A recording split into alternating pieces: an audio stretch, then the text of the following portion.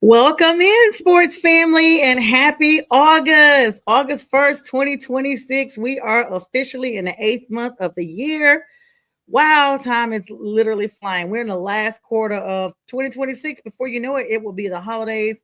I am Sonja. Welcome to the Legal Score. Welcome into my normal viewers and those who are return viewers alike. Shout out to Pink Fanfare and Brian B.A. Aren't the producers behind the scenes. Today's show, even though normally on Saturdays I do a lot of shows about crimes and cases that are on right now, I'm going to take a turn because it's been so much NFL news that's happened this week. I'm actually going to make today's segment all about college football. So, first of all, congratulations are in order for Devin White. Let me go ahead and plug that in for you guys. Just signed a 1-year contract with the Detroit Lions. Now, he's been a bit of a journeyman, but I did want to go ahead and start off by welcoming him to the den. And 1 year, you never know what he's going to do with it, but definitely want to, recognize that. Now, listen, this is my college football season preview. I'm your host, and we're going to be spending a full hour diving into gridiron landscape. We're going to be breaking down every single thing you need to know before kickoff, which is literally within seconds, I should say, from stats, system overhauls, and breakdown players, breakout players, I should say, to off-season legal shutdowns and showdowns that have happened during the off-season, transfer portal reshuffling, and how programs across this country and throughout the college football world are adjusting to losing some of the generational talent that we saw going into the NFL draft. So we're going to be heavy on the Southeastern Conference today. That's the SEC. That's where a lot of the teams that I personally follow are housed, or they, as they say, they rest at. Because let's be real, the road to the national championship still runs, despite last season, directly through the SEC. But we're also going to be turning our eyes out west to Boulder. Going to check on Dion and see how those Colorado guys are rolling out there. Take a look at Deion Sanders and the Buffaloes, and we'll examine the growing wave of former NFL players and coaches who have actually gone on to take college sidelines across the nation. So grab your favorite drinks and snacks, and I'm right here. And we're going to go ahead and break down some of this stuff. Now, let's talk about the SEC. There's been a lot of heavy hitters from the SEC. That's right. This is the epicenter of college football. Like always, you guys see it in the draft. A lot of players going from UGA, LSU, and all of the South go to a lot of heavy hitters. In fact, there's some nicknames, I think they call those guys that went to the Philadelphia Eagles, the Dog Eagles that went up there from UGA. And so the conference is stacked from top to bottom. Their recruitment team is on point every single year. Let's not forget about Alabama and the Roll Tide and, Clemson, and just a lot of heavy talent coming out of the South. Now, even though the storylines heading into this season are dramatic, there's a little couple of moments that you just got to keep your eyes open because you never are sure for certain about what you're going to see. So all eyes are actually starting out with the biggest name coming into this last season for him, none other than Arch Manning. This era actually begins. All eyes are in Austin, frankly, across the entire country. They're looking at this quarterback. He actually bid his time behind Quinn Ewers. You guys know Quinn definitely was there for a little bit. Texas Longhorns definitely manifested and shaped him into where he is. But a lot of bit of this is the Manning pedigree. It's going to take a full-time role. We're going to get to see this full-time ownership taking the reins of quarterback behind Steve Sarfinski's offense. So it's going to be a lot to look for. Excuse me, Sarkisian. A lot to look for on that offense. Texas is actually replacing over 3,000 passing yards and key wideout production that went high in the NFL draft. You got to keep your eye open for the sophomore receiver, the wide receiver, that is, Ryan Wingo. Wingo brings a rare blend of size and sub 4.4 speed. And Sarkisian loves to run that type of play, that max project shot, protected plays. And Wingo is poised to be Manning's primary vertical target. Now, how does Texas adopt to losing experienced offensive linemen and the leadership and draft picks to the pros. Well, Sarkeesian has actually retooled via high school blue chippers and targeted portal additions to keep the pocket clean for Art. So it's going to be interesting to look at that. The Georgia Bulldogs, we're going to talk about them next. Kirby Smart, still playing it smart with a defensive reload over in Athens here in Georgia. Kirby doesn't rebuild. He just simply reloads. I mean, like I said, his recruitment is stellar. Even after sending another wave of a lot of defensive players to the NFL, the Bulldog standards are going to remain unchanged. Now, key players to watch: defensive lineman Elijah Griffin. Griffin is set to be the next game disrupting interior presence for Georgia. He commands double teams, which frees up a lot of the linebackers to shoot gaps untouched. Offensive transitions in Georgia, with key offensive playmakers graduating or going into the league.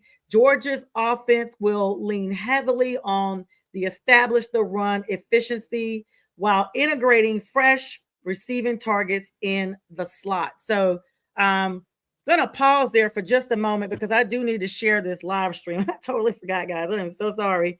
So let me run a quick commercial and I will be right back.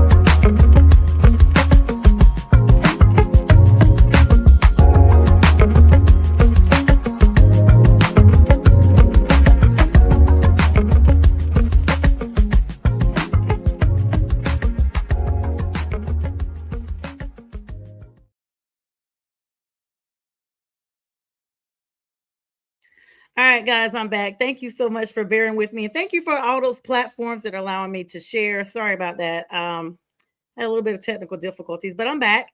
So, welcome. I just left off with UGA. We're talking about college football today.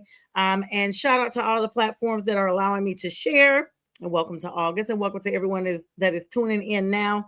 So, let's look at Ole Miss, the Rebels. Pete Golding's re-engineered attack. Pete Golding taking over the head coaching duties at Ole Miss. The Rebels are pairing defensively with the grit and explosive skill players that they have known to have. Well, their player spotlight centers around running back seasons and monster postseason moves and just things of that you just got to kind of look at. Of course, Kawan Lacey was a star name there, and the things that have happened in Ole Miss and what have you. So now SEC contenders roundup. Alabama, Kalen DeBoer enters year number 2 with a heavy emphasis on ground power, featuring backfield weapons like Jam Miller and Richard Young. They're going to be replacing their top tier secondary talent that was lost to the NFL. And that is going to be their biggest defensive hurdle because sometimes, face it, folks, these players are very hard to replace.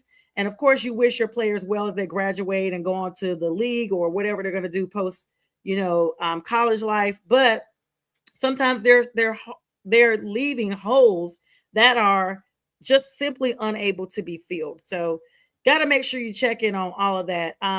What's up, J Train? Thank you so much, brother. How you doing today? J Train for Friday with the Fellas and BW Flicks and Sports Debate Show and Sunday Morning Sports Show and all that stuff. So now let's talk about Florida. Now keep an eye out for Vernell Brown III, a route technician who gives Florida an immediate spark on their third down. And you guys were shocked last year to see some of the stuff that fellow Floridians did in college world. So they're going to be looking to run the championship again that direction. And then when you look at Kentucky, veteran defensive back Ty Bryant, he's going to be anchoring the Wildcats secondary that will be tested weekly by SEC passing attacks. Got to definitely watch out for that. Now, let's be clear. Now, you can't talk about college football in 2026 without talking about what happens inside some of the off-season theatrics that involve courtrooms, unfortunately, just as much as what happens between the white lines on the field.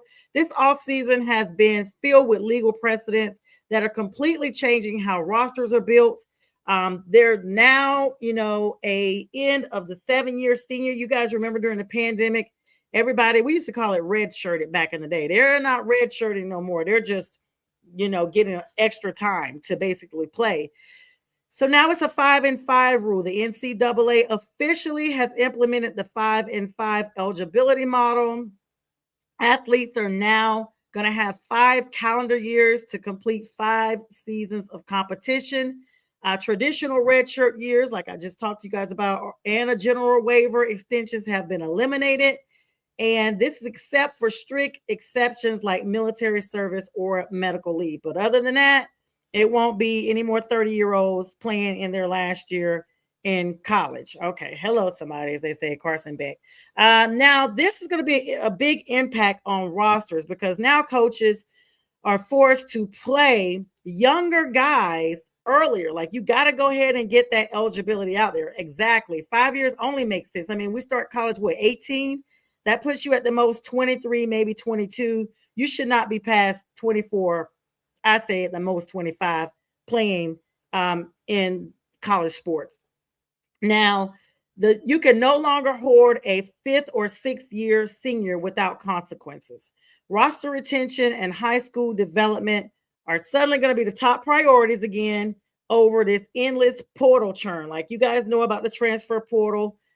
Whole bunch of stuff. Now, there's been some legal cases around this, believe it or not. You think, okay, sports is supposed to be just fun, not anything too serious.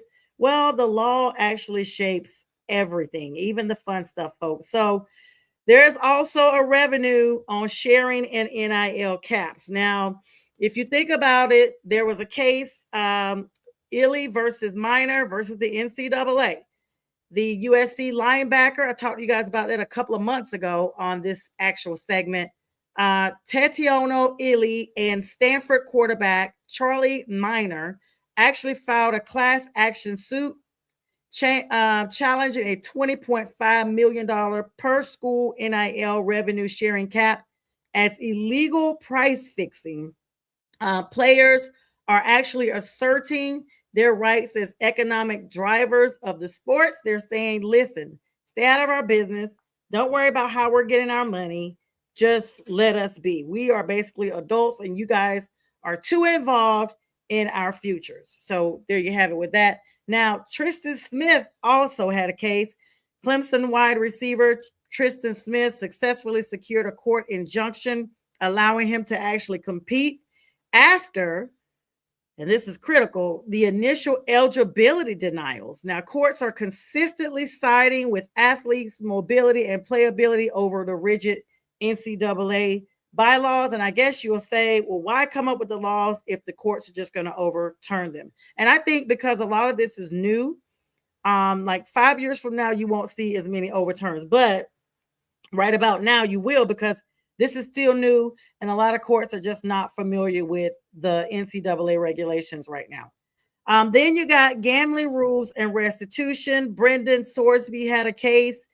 Texas Tech, Brendan Sorsby challenged the NCAA betting sanctions. He got some betting sanctions against him, and he obtained an injunction as well that cleared him to play while capping enforcement. So, yeah, ain't no fun when the rabbits got the gun. That's exactly right. And Unfortunately, it's one of those things that the NCAA is got to basically, kind of take a back seat here, but you just don't know. It's like the kids are much smarter in regards to how to get their bag, like Jay Train said. So the takeaway for fans is rosters are fluid and eligibility decisions are being handed down by judges just as often as they are the NCAA committees. Now, let's talk about Coach Deion Sanders and Colorado's new era post Shador. Definitely a heartwarming moment, especially when both Shiloh and Shador left. Shiloh did try to get into the league, was actually signed on the practice squad as an undrafted free agent with Tampa Bay, but did not do anything with it. And in fact, just had a whole lot of other stuff going on.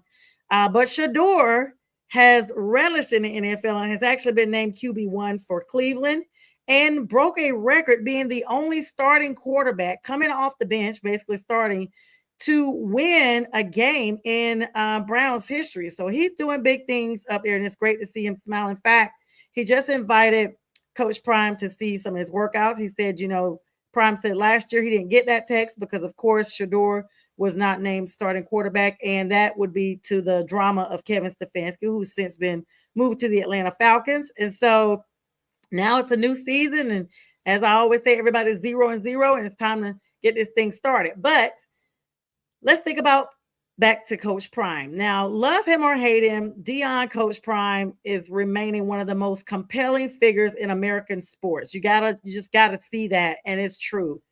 He's coming off of a tough 3-9 campaign, even though it was better than the previous season. Let's be clear, their offensive line and defense struggled throughout the stretch, but he did what he does best, and that's he gutted the house and completely remodeled. Now, with Shador being gone, they will be starting Julian Lewis. He is a 5-star prospect, excuse me, under center out there. He's going to bring exceptional poise and quick trigger decision making. He will be operating new offensive coordinator Brennan Marion's famous go-go offense. And this is an up-tempo system designed to create numbers, advantages in the run game, while still pushing the ball downfield quickly. So their biggest flaw overall, guys, was they had to rebuild in the trenches. I mean, the last 3 seasons, they had a flawed protection. Coach Prime actually brought in Georgia transfer tackle Bo Hughley, 6'7", 295 pounds, to anchor the entirety of that new starting unit. And the Buffaloes absolutely must establish an effective ground game, especially after bringing him in. And because last season, guys, they only averaged 3.5 yards per carry. So that's not much at all. Now, on their defensive side, almost the entire starting 11 features portal additions. Look out for Texas transfer linebacker Leona LaFoe, as well as Tennessee safeties transfer Boo Carter. They're going to provide the SEC level athleticism in the Big 12. Now, the question is, can Coach Prime's fast-paced, portal-heavy strategy deliver that bold berth and contend in the Big 12? It's a make-or-break time in Boulder for Coach Prime. Now, let's look at some of the pro pedigree, some former NFL stars that are now on college sidelines. One of the fascinating trends in college football is the surge of former NFL stars and NFL coaching minds taking over college programs, players who want coaches who have been where they are trying to go. In fact, just yesterday, DeAndre Hopkins, I don't want to say he's retiring. It says he's retiring, but he's leaving the door open to come back. He just got an offensive staff position yesterday with Georgia Tech. And so he is officially left the playing field to take the coaching field. Congratulations to D-Hop. And I just mentioned to you, Coach Prime, of course, with Colorado. Everybody knows who Prime is from the 90s all the way up. But Eddie George is coaching at Tennessee State. Former Heisman winner and Pro Bowl running back, continues building that physical pro style identity out at Tennessee State. Terrence Mathis is at Morehouse College. He's a former Pro Bowl Falcons wideout, holds franchise history records, now bringing strict pro fundamentals to the Morehouse men team. And Michael Vick, Norfolk State. We heard earlier this year, and Deshaun Jackson from Delaware State, big names, electric NFL playmakers, stepping into head coaching roles at HBCU programs, bringing modern, fast-paced offensive schemes. Now, Trent Diller, UAB, Super Bowl winning, quarterback running, pro style system designed to prep signal callers for the big league. They are definitely excited and blessed to have him out there. And if you look at programs like Ohio State, there's some pro coordinators that are there. Head coach Ryan Day actually brought in former NFL head coach Arthur Smith. So Arthur's officially has gone from the Falcons to the Steelers. Now he is on the college level with the head coach Ryan Day there. He is now their offense and former NFL defensive coordinator Matt Patricia. So who would have thought both of these guys? I mean, Ohio State should be like liquid flying next year, this season coming up, because those are two hitters that were at one point, high caliber, high sought after coaches. Now, this is the pro mentality that Day is implementing, and this is going to help produce a lot of good stuff. It helped produce 3 first-round defensive draft picks in this year's NFL draft, and they're expecting the momentum to continue because it's actually kept the Buckeyes at the top of the national title conversations.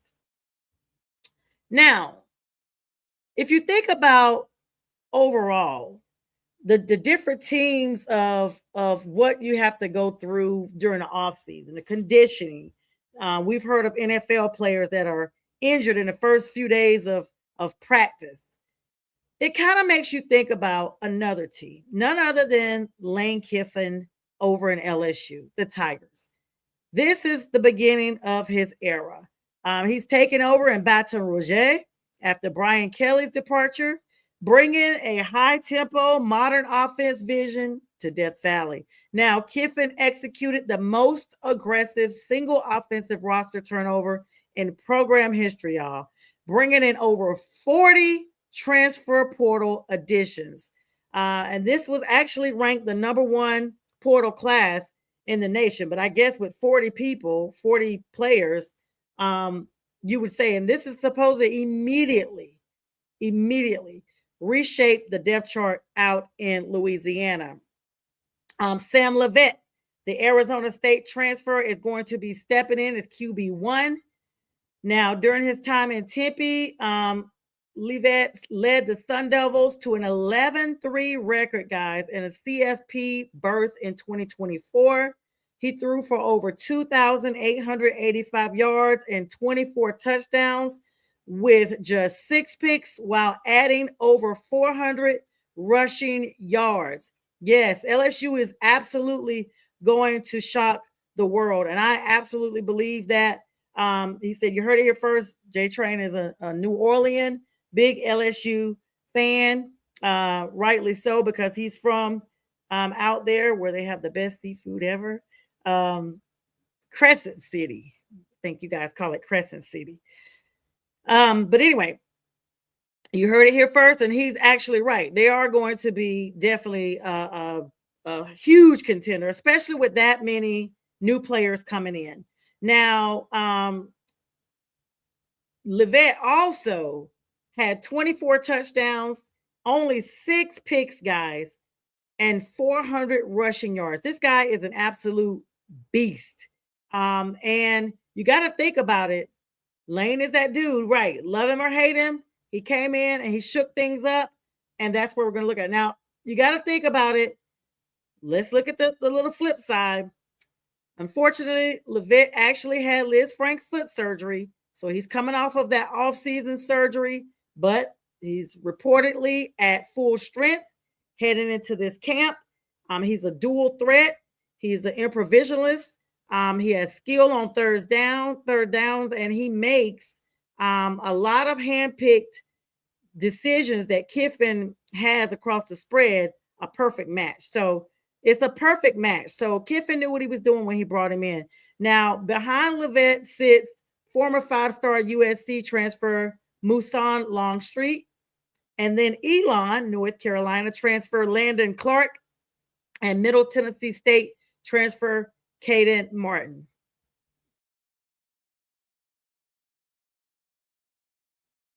Sorry, guys. Hold on 1 second.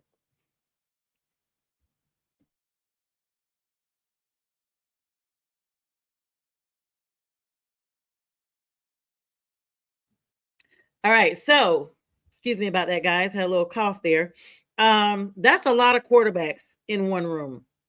That lets me know that Kiffin has stacked it up that nobody is going to take them out. They've got buku on buku on buku of people waiting to take over. Now, key offensive players to watch in LSU: left tackle Jordan Seaton, former Colorado star. Yes, Prime lost him. Number one portal tackle in the conference, transferred in to lock down the blind side for Levitt.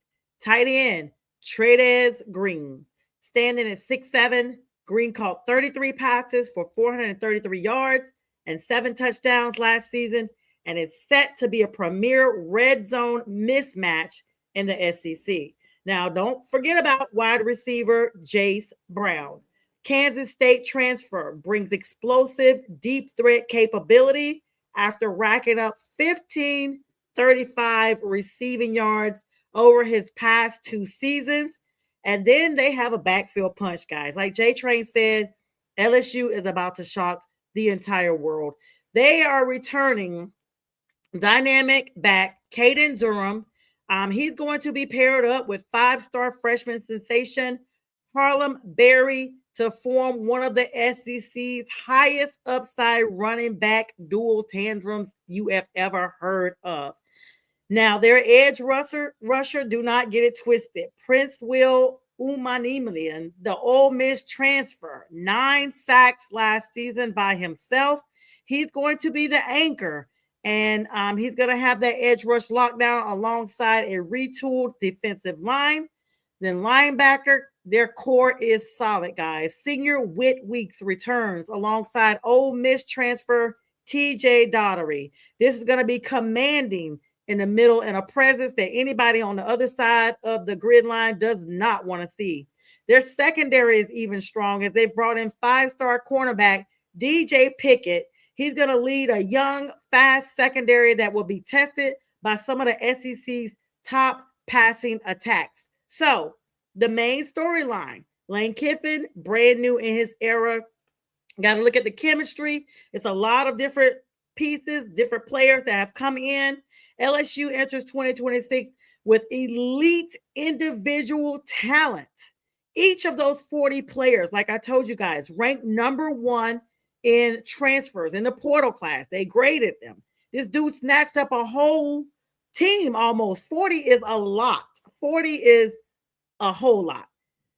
40 newcomers learning new offensive and defensive schemes simultaneously. It's going to look at how fast this unit is going to glue, they're going to mesh, and how they're going to gel in the fall camps that are coming up. This is going to determine if they are able to actually contend for the SEC title and a 12-team playoff berth right away. And I believe they have the tools to do so. Let's take a small break. I'll be right back with the next team.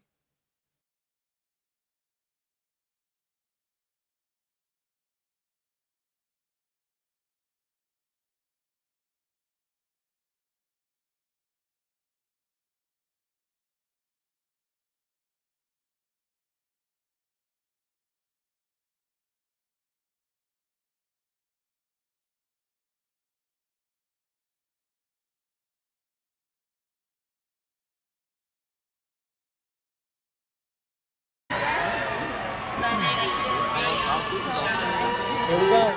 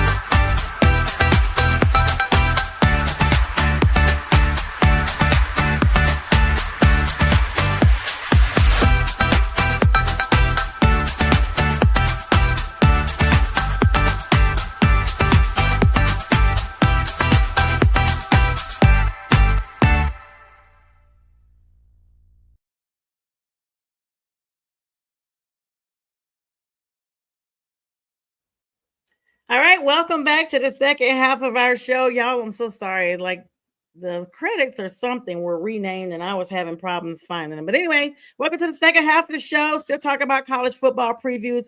Let's talk about my team. I was going to wait for last. We're going to go ahead and move in. And I talked a little bit about Kirby Smart earlier in the Georgia Bulldogs 11th season with the Georgia Bulldogs. Kirby Smart continuing to run the SEC standard, blending heavy pro style sets with high ceiling defensive rotations. Quarterback Gunnar Stockton is going to return as a second-year starter. Stockton led the SEC in deep ball completions, efficiency on passes over 15 yards, 69.7%, and now holds the keys to the full playbook. So, big thing. I mean, it's been a while since we've seen a lot of success with the quarterback role there in Georgia, but we're definitely happy for it. Gunnar Stockton looks like he may be finally acclimating. Key playmakers, Georgia Tech transfer wide receiver Isaiah Canyon is going to be stepping in a little bit across the city, now going up to the Athens area in as QB1's primary target to replace lost NFL draft production five-star DL Elijah Griffin. He's going to be anchoring the interior defensive line. Now, in the trenches and the defenses, typical Georgia depth is going to be up front.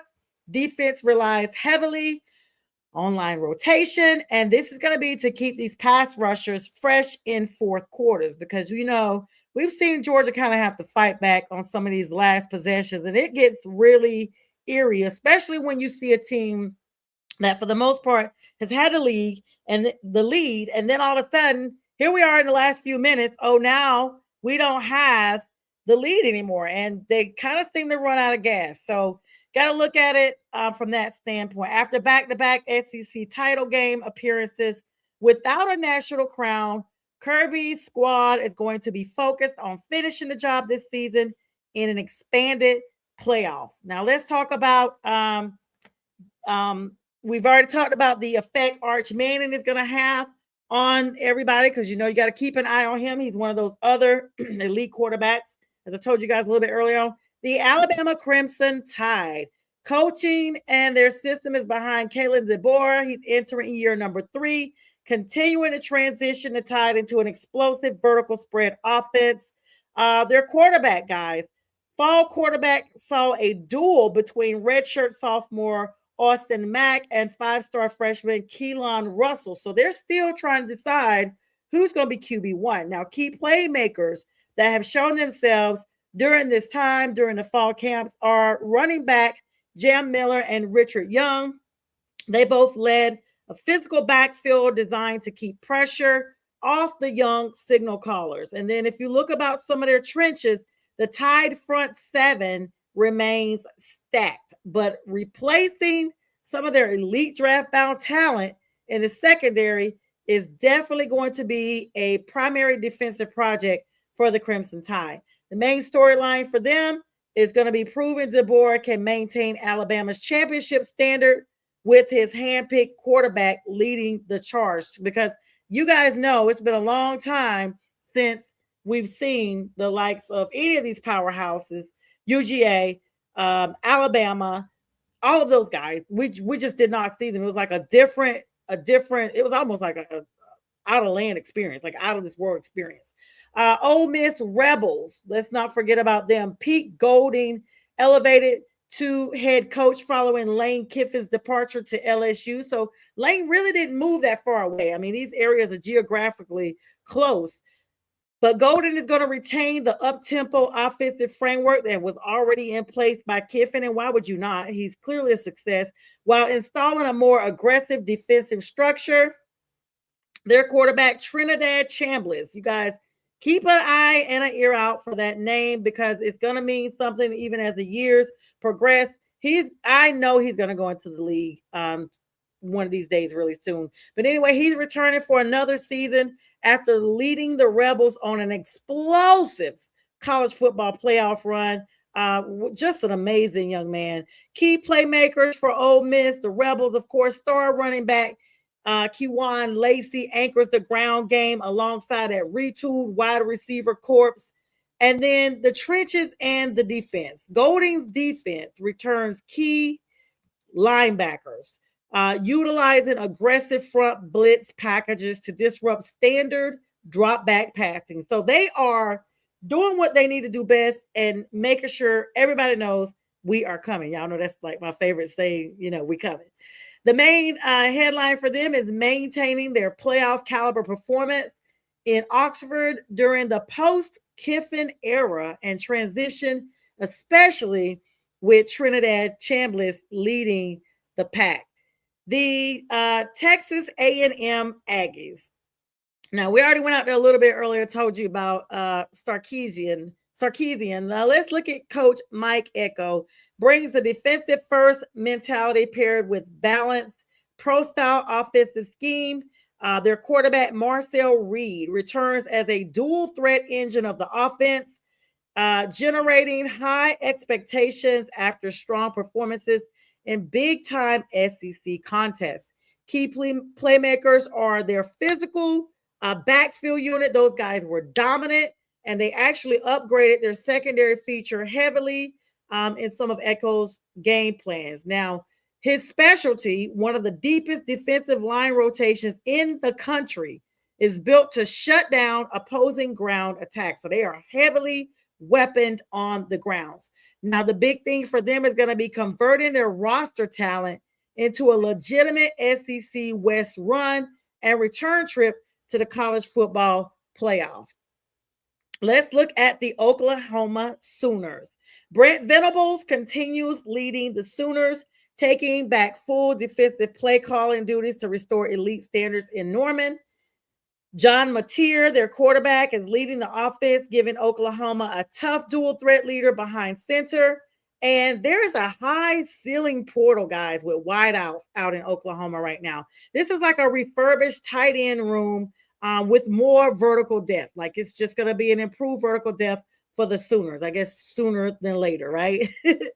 But Venables' front seven actually was ranked among the SEC's top units last fall, and they are going to continue returning with a lot of their veterans in interior tackle positions. So look for them to still be making noise out in Oklahoma. Now, they're going to have to make sure that they balance a stout defense with consistent offensive rhythms that they've already put in place to cement their status in the SEC for the upper tier runs. Now, let's talk about the Tennessee Volunteers.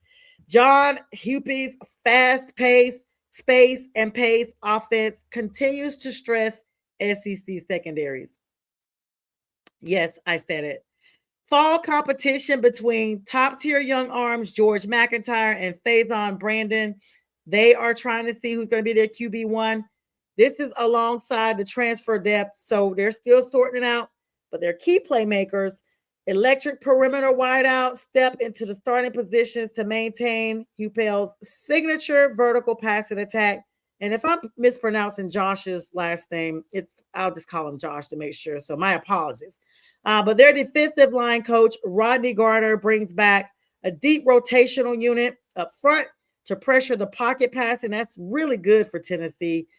And then they're going to have to make sure that navigating a transition at quarterback without sacrificing offensive tempo or scoring the output. Keep an eye out for the Tennessee Volunteers because they're not volunteering any wins to anybody.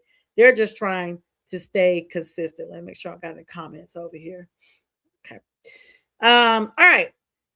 The Missouri Tigers, guys. Eli Drinkwitz, now the second longest tenured coach in the SEC, continues running a modern pro speed system. Quarterback Austin Simmons steps into the starting job, bringing high arm talent to the Tigers offense.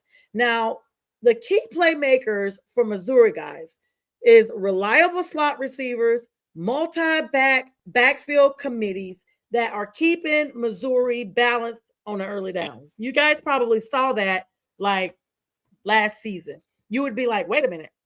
These are early downs. They're staying where they need to be. They're staying on their feet and they're moving the ball.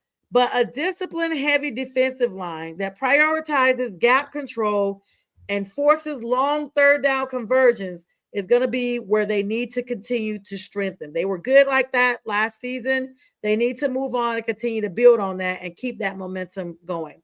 They are a 9 and 10 win team for the most part. They're going to have to try to really keep up to definitely maintain that momentum and be increasingly competitive in a 16 team SEC. Now, going back to Alabama, the Auburn Tigers. Alex Golesh is going to be taking over on the Plains, bringing a high tempo. A lot of these teams are focusing on high tempo. Like nobody's these non-countdowns, everything, because these teams are fast. And I told you guys earlier on, if you're not going to get beyond a 5-year time of eligibility, the players are younger and younger. So the speed is going to be faster and faster. These guys are coming straight out of high school and they're ready to get on it just like that. So Byron Brown, who followed Golesh from South Florida, is going to be bringing his 3,000-yard passing and 1,000-yard rushing history to Auburn. And this is huge. You don't want to just glaze over those stats and think, okay, he's following Alex and okay, they make a great duo. No, this dude is bringing solid numbers to the Tigers, and that may very well make the Tigers a relevant team again. They have dynamic perimeter playmakers, excuse me, and they have specifically chosen to operate inside of Galesh's ultra fast offensive cadence. Now, I just told you guys fast. This is ultra fast. Like it's going to be speed, zilch, everything, just no time for anything else. They restructured their front seven to support a fast-moving, high-snap offense. So if they restructured it, that lets me know, okay, you brought in Byron Brown and 6 other dudes at least to make sure that nobody sees you coming. They're going to be reestablishing this offensive identity quickly in this first year, and that's what everybody's predicting. Big changes in Alabama under Coach Josh here. Florida Gators. John Summerall. Now, he's going to assume a lot of new head coaches, y'all, assume head coaching duties, bringing a tough physical program culture back to Gainesville. Georgia Tech transfer Aaron Philo goes from the Atlanta area down to Gainesville, Florida. He's going to be still vying for that QB1 position. It has not solidified yet because spring standout Tramel Jones Jr. has been showing huge promise. And it is a tight race to see who will be the last QB1 that is chosen before kickoff time. Now, wide receiver Micah Mays Jr. leads a refreshed receiver room. And this is under offensive leadership, new offensive leadership. Everything is fresh down there. Summerall's priority was building the line depth to physical SEC standards after an off-season attrition. So you got to think about it. If everybody's talking about how fast everything is going to be, you can't come in and playing average football anymore. Launching a new era under Summerall with a rebuilt core and an immediate defensive grip because, you know, your defense is what's going to slow all that other stuff down, all the hoopla, all the fast pace. South Carolina Gamecocks. Shane Beamer is going to be installing his new offensive coordinator, Kendall Browse, to inject fast-paced options and dynamics into their attack run. Quarterback Lenoris Sellers returns under censor. So he's going to have to pick it up. His dual threat physical tools make him an ideal centerpiece for Brow's system. They have physical target options on the outside and a downhill run game that's going to ease a lot of the pressure that we've seen on Sellers in the previous season. Now, their edge rushers are going to be paramount here because they're going to anchor that defense that relies heavily on creating turnovers. So one thing about it, these other teams that want to be fast, sometimes you could be too fast and you make mistakes. And that's what South Carolina is focusing on going into this new season. They're going to be trying to unlock Sellers' maximum ceiling under Browse to make noise in the SEC standings. Kentucky Wildcats. Their coach, Mark Stoops, continues a tough run-first, physical defense later model in Lexington. Transfer portal additions there. They led a lot of retooling. The pass attack was refurbished, refreshed, focused on high efficiency play action, and physical tailbacks and reliable possessions. Receivers, their receiver room has been designated to win physical battles against the SEC DB. So, you got to be able to, like I said, stop the run. The defense is where it's at. If you don't want them to score, defense has to step up and score. Defense wins championships, and that is so true. So they are focusing more on like, okay, we see all these other teams out here who are saying run, run, run, fast, fast, fast, no clock, no clock, because we are like, a speeding bullet. And they're like, nope, we are going to stand in the gap in the physical battle of all things, and we are going to try to force some of these turnovers against some of these big powerhouses in the SEC's offense. Now, defensive back Ty Bryant actually is going to be anchoring the secondary that remains the foundation of Stoops' defensive structure. Overcoming a grueling SEC schedule, y'all, by controlling the clock and physically wearing down the opponents is how we're going to have a chance to see the Wildcats make a difference. The Arkansas Razorbacks. Ryan Silverfield talks over as, taking it in and bringing it up and what he's going to do in Arkansas now that he's head coach. Bringing discipline, pro-style offensive framework to Fayetteville. KJ Jackson competing with Memphis transfer AJ Hill, another QB1 debate, shakedown, whatever you want to call it, to see who's going to solidify that top space. Power running backs are right up behind them on the offensive line, and it's built around a downhill gap scheme. It's the second team that I've said to you guys focuses on a downhill gap scheme.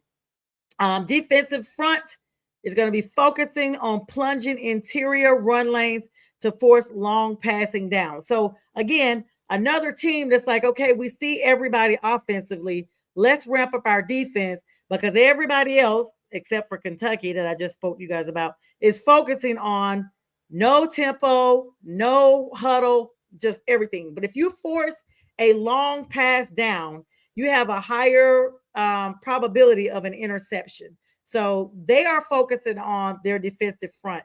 They're going to also be looking at finding stability at quarterback once they decide who that is.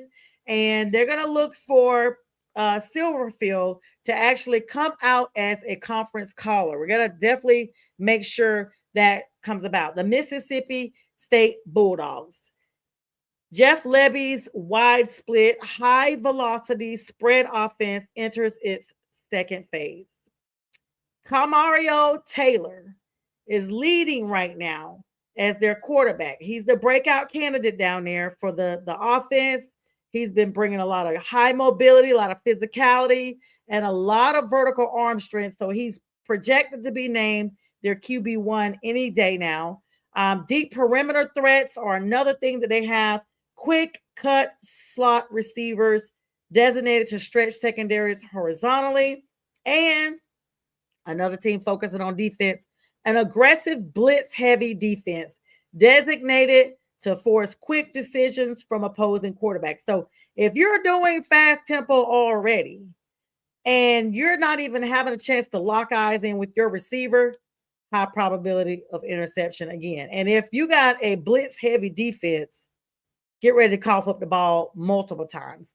Kamario Taylor's breakout potential, you got to keep an eye on that to see if it's really going to be enough to elevate Mississippi State into a spoiler role in the SEC. So no one's projecting them to go all the way to the top, but they could be this team that makes it advantageous, just stay just below the surface. And when these big teams start to make it, when they got to win their games, they're like, okay, we're on upset alert. We're going to make sure this team is not in the SEC. The Vanderbilt Commodores is the last team I'm covering for the SEC. Talking about Vanderbilt, coaching system, Clark Lee leads the Commodores with a disciplined ball control approach. Now, a lot of you guys may not follow the Vanderbilt Commodores a lot, but they have a highly touted 5-star freshman, Jared Curtis. He is ready to take over the offense following Diego Pavia's departure. You guys know who he is, right? Their key playmakers are versatile backfield options that they've implemented, and tight ends. We haven't talked about tight ends a lot, but they're going to be using a lot of their tight ends extensively in short yardage and play action concepts. So this is a team that's focusing on everybody on the Everybody on the offense right there. Now they're going to be touching their defense a little bit, seeing experienced linebacking because they already seem like they have that sewn up, and core designed to limit explosive plays over the top. So another team is now joining the segment saying, you know what? We're not worried about playing fast football. We're worried about playing mistake free football and capitalizing on the mistakes of those teams that want to play fast paced football. So, handing the offense to the freshman sensation, Jared Curtis, while replacing the signature leadership of Diego Pavia, is going to be key when looking at the Vanderbilt Commodores. So, I know I focus a lot on the SEC. That's generally what a lot of people pay attention to. And so, but last year, just as a little revisionist history, it was just a shocker. It was a shocker because the teams that were actually there, and y'all know, all you got to do is lose a couple of games, and all of a sudden they're like, yeah, you're out of contentions. So it was almost like a home game for the Florida teams because it was in Miami Gardens. The Hoosiers, Indiana Hoosiers, against the Miami Hurricanes, the Canes. And so it was a historic undefeated season for Coach I'm having a tongue twister here. Coach Kirk Signetti. I guess why? Because it's all C's.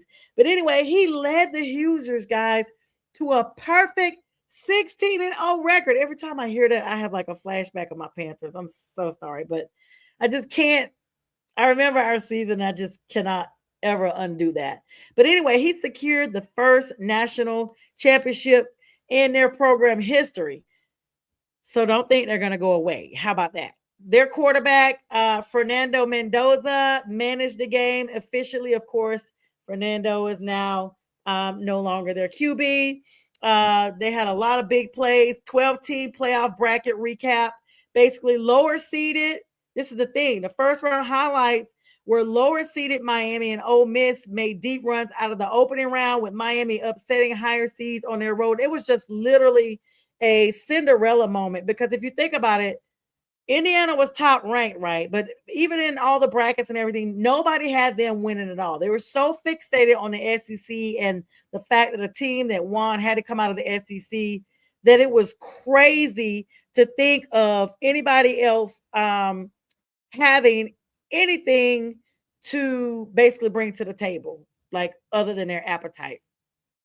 I do want to wrap up with the Ohio State, though, the Buckeyes, because they are looking at, like I said earlier, they got Matt Patricia over there and Arthur Smith. So they're looking at a role that, okay, we are only talking about pro type of talent here. But their quarterback spotlight, Julian Saying, he is a sophomore now. He's a redshirt still, but he is actually coming out as one of the premier Heisman candidates. Now, this is going to be his first season as a starter. He started last season as a starter, and 77% of his passes, ranking first in the entire country, and stomped out one of the most efficient single season passing performances in FBS history. So you got to keep an eye on all of those guys. You got to look and see what they have. Key offensive players to watch. Of course, wide receiver Jeremiah Smith, unanimous All-American, returns for his junior year, already on the verge of history. He's entering the season with just 43 receptions, 341 receiving yards, and 9 touchdowns, away from breaking Ohio State's all-time program records in all 3 categories. Their wide receiver, Brandon Ennis with Carnell Tate, drafted in the first round of the NFL draft, former 5-star recruit. Ennis steps up as a primary option alongside Smith as well. And then their wide receiver, freshman Chris Henry Jr., 5-star true freshman. Hardly see that these days. Wideout airs, rare 6'5" in height, and immediate vertical threat capability to zone 6. Ohio State's going to bring back 4 starting offensive linemen: Austin Silverell, Luke Montgomery, Carson Hinsman, and Philip Daniels, giving the Buckeyes one of the most experienced and explosive fronts in the nation. Now, they had to replace some of their first-round draft picks after losing 8 starters to the NFL draft, including first-rounders Caleb Downs, Arvell Reese, and Sonny Styles. Matt Patricia is going to be relying on immediately retooling through top recruits and portal additions. Now, their edge rusher, Kenyatta Jackson Jr., is going to return to command the pass rush after finishing second on the team in sacks and tackles for loss. And then you got to look at the leadership. Senior cornerback Jermaine Matthews Jr. Leads the perimeter coverage, paired with Florida State transfer safety Earl Little Jr. and junior safety Jalen McClain to lock down the back end. Their defensive tackles, James Smith and John Walker, are going to step into heavy national and rotational snaps to stuff interior SEC Big Ten ground attacks. The main storyline out of Ohio is even with 11 players drafted into the NFL and major portal turnovers, Ohio State's standard does not drop. It stays the same. And with Heisman caliber stars in Julian Sayin and Jeremiah Smith, 4 returning starter O linemen, and 2 former NFL head coaches coordinating the schemes, the Buckeyes enter 2026 as a top tier front runner and favorite to win the Big Ten and conquer the 12-team college football playoff. I had to end, guys, with that because that's one of the big teams that we always talk about. All right, guys, that's all the time I have for now. It's been absolutely amazing. Thanks, J Train, for joining in, supporting, saying hello, and the comments, likes, loves, and shared by everyone who was behind the scenes and those platforms that allowed me to share. Make sure you join us here at 5 o'clock. Just a couple more minutes. Got another show coming up here. And then shows throughout the night and in the morning at 8 a.m. It's the Sunday morning almost football show. It's going to be here before you know it. But I appreciate everybody. Have a great Saturday. Enjoy your month and blessings.